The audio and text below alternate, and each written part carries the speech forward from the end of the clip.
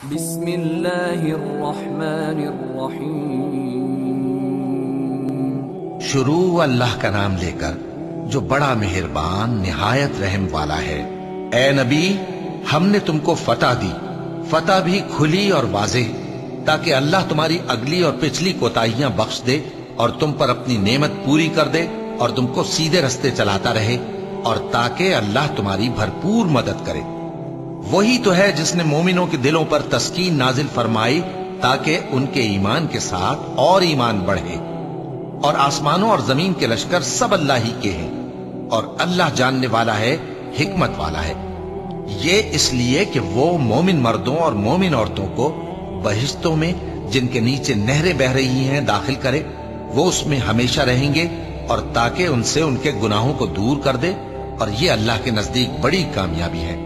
اور اس لیے کہ منافق مردوں اور منافق عورتوں اور مشرک مردوں اور مشرک عورتوں کو جو اللہ کے بارے میں برے برے خیال رکھتے ہیں عذاب دے، انہی پر برے حادثے واقع ہوں، اور اللہ ان پر غصے ہوا اور ان پر لعنت کی اور ان کے لیے دوزخ تیار کی، اور وہ بری جگہ ہے۔ اور آسمانوں اور زمین کے لشکر اللہ ہی کے ہیں، اور اللہ غالب ہے، حکمت والا ہے۔ اے نبی، ہم نے تم کو احوال بتانے والا اور خوشخبری سنانے والا اور خبردار کرنے والا بنا کر بھیجا ہے، تاکہ مسلمانوں تم لوگ اللہ پر اور اس کے پیغمبر پر ایمان رکھو اور اس کی مدد کرو اور اس کی تعظیم کرو، اور صبح و شام اس کی تسبیح کرتے رہو۔ اے نبی، جو لوگ تم سے بیعت کرتے ہیں وہ در حقیقت اللہ سے بیعت کرتے ہیں، اللہ کا ہاتھ ان کے ہاتھوں پر ہے۔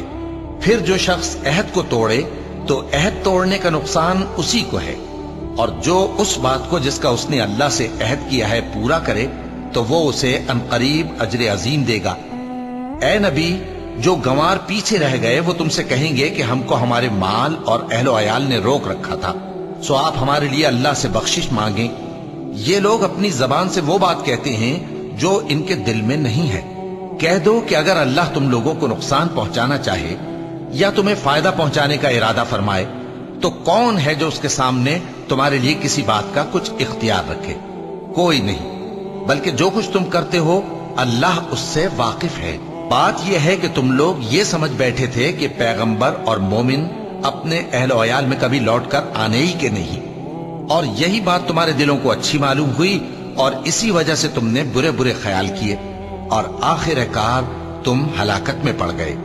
اور جو شخص اللہ پر اور اس کے پیغمبر پر ایمان نہ لائے تو ہم نے ایسے کافروں کے لیے آگ تیار کر رکھی ہے، اور آسمانوں اور زمین کی حکومت اللہ ہی کی ہے، وہ جسے چاہے بخشے اور جسے چاہے سزا دے، اور اللہ بخشنے والا ہے، مہربان ہے۔ جب تم لوگ مال غنیمت لینے چلو گے تو جو لوگ پیچھے رہ گئے تھے وہ کہیں گے ہمیں بھی اجازت دیجئے کہ آپ کے ساتھ چلیں۔ یہ چاہتے ہیں کہ اللہ کے قول کو بدل دیں۔ کہہ دو کہ تم ہرگز ہمارے ساتھ نہیں چل سکتے، اسی طرح اللہ نے پہلے سے فرما دیا ہے۔ پھر کہیں گے نہیں، تم تو ہم سے حسد کرتے ہو۔ بات یہ ہے کہ یہ لوگ سمجھتے ہی نہیں مگر بہت کم۔ اے نبی، جو گنوار پیچھے رہ گئے تھے ان سے کہہ دو کہ تم جلد ایک سخت جنگجو قوم کے ساتھ جنگ کے لیے بلائے جاؤ گے، ان سے تم یا تو جنگ کرتے رہو گے یا وہ ہار مان لیں گے۔ اگر تم حکم مانو گے تو اللہ تم کو اچھا بدلہ دے گا، اور اگر منہ پھیر لو گے جیسے پہلی دفعہ پھیرا تھا تو وہ تم کو بڑی تکلیف کی سزا دے گا۔ نہ تو اندھے پر سختی ہے سفر جنگ سے پیچھے رہ جانے میں، اور نہ لنگڑے پر اور نہ بیمار پر سختی ہے۔ اور جو شخص اللہ اور اس کے پیغمبر کے فرمان پر چلے گا اللہ اس کو بہشتوں میں داخل کرے گا جن کے نیچے نہریں بہہ رہی ہیں، اور جو روگردانی کرے گا وہ اسے دردناک عذاب دے گا۔ اے پیغمبر، جب مومن تم سے اس درخت کے نیچے بیعت کر رہے تھے تو اللہ ان سے خوش ہوا، اور جو صدق و خلوص ان کے دلوں میں تھا وہ اس نے معلوم کر لیا تو ان پر تسکین نازل فرمائی، اور انہیں جلد فتح عنایت کی، اور بہت سی غنیمتیں وہ آئندہ بھی حاصل کریں گے، اور اللہ غالب ہے، حکمت والا ہے۔ اللہ نے تم سے بہت سی غنیمتوں کا وعدہ فرمایا ہے کہ تم ان کو حاصل کرو گے، پھر اس نے یہ غنیمت تمہیں جلدی سے دلوا دی، اور لوگوں کے ہاتھ تم سے روک دیے۔ غرض یہ تھی کہ یہ مومنوں کے لیے اللہ کی قدرت کا نمونہ بن جائے، اور وہ تم کو سیدھے رستے پر چلائے، اور کچھ اور غنیمتیں دے گا جن پر تم قدرت نہیں رکھتے، اور وہ اللہ ہی کی قدرت میں ہیں، اور اللہ ہر چیز پر قادر ہے۔ اور اگر تم سے کافر لڑتے تو وہ پیٹ پھیر کر بھاگ جاتے، پھر وہ کسی کو نہ دوست پاتے اور نہ مددگار۔ یہی اللہ کی عادت ہے جو پہلے سے چلی آتی ہے، اور تم اللہ کی عادت میں کبھی تبدیلی نہ پاؤ گے۔ اور وہی تو ہے جس نے تم کو ان کافروں پر فتح یاب کرنے کے بعد سرحد مکہ میں ان کے ہاتھ تم سے اور تمہارے ہاتھ ان سے روک دیے، اور جو کچھ تم کرتے ہو اللہ اس کو دیکھ رہا ہے۔ یہ وہی لوگ ہیں جنہوں نے کفر کیا اور تم کو مسجد حرام سے روک دیا، اور قربانیوں کو بھی کہ اپنی جگہ پہنچنے سے رکی رہیں۔ اور اگر ایسے مسلمان مرد اور مسلمان عورتیں نہ ہوتی جن کو تم جانتے نہ تھے کہ اگر تم ان کو پامال کر دیتے تو تم کو ان کی طرف سے بے خبری میں نقصان پہنچ جاتا، تو بھی تمہارے ہاتھ فتح رہتی، مگر تاخیر اس لیے ہوئی کہ اللہ اپنی رحمت میں جس کو چاہے داخل کر لے۔ اور اگر دونوں فریق الگ الگ ہو جاتے تو جو ان میں کافر تھے ان کو ہم دکھ دینے والا عذاب دیتے۔ جب کافروں نے اپنے دلوں میں ضد کی، اور ضد بھی جاہلیت کی، تو اللہ نے اپنے پیغمبر اور مومنوں پر اپنی طرف سے تسکین نازل فرمائی اور ان کو پرہیزگاری کی بات پر قائم رکھا، اور وہ اسی کے مستحق اور اہل تھے، اور اللہ ہر چیز سے خبردار ہے۔ بے شک اللہ نے اپنے پیغمبر کو سچا اور صحیح خواب دکھایا تھا کہ تم انشاءاللہ مسجد حرام میں اپنے سر منڈوا کر یا اپنے بال ترشوا کر امن و امان سے داخل ہوگے، اور کسی طرح کا خوف نہ کرو گے۔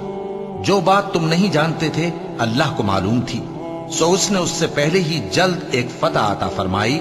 وہی تو ہے جس نے اپنے پیغمبر کو ہدایت کی کتاب اور دین حق دے کر بھیجا تاکہ اس کو تمام دینوں پر غالب کرے، اور حق ثابت کرنے کے لیے اللہ ہی کافی ہے۔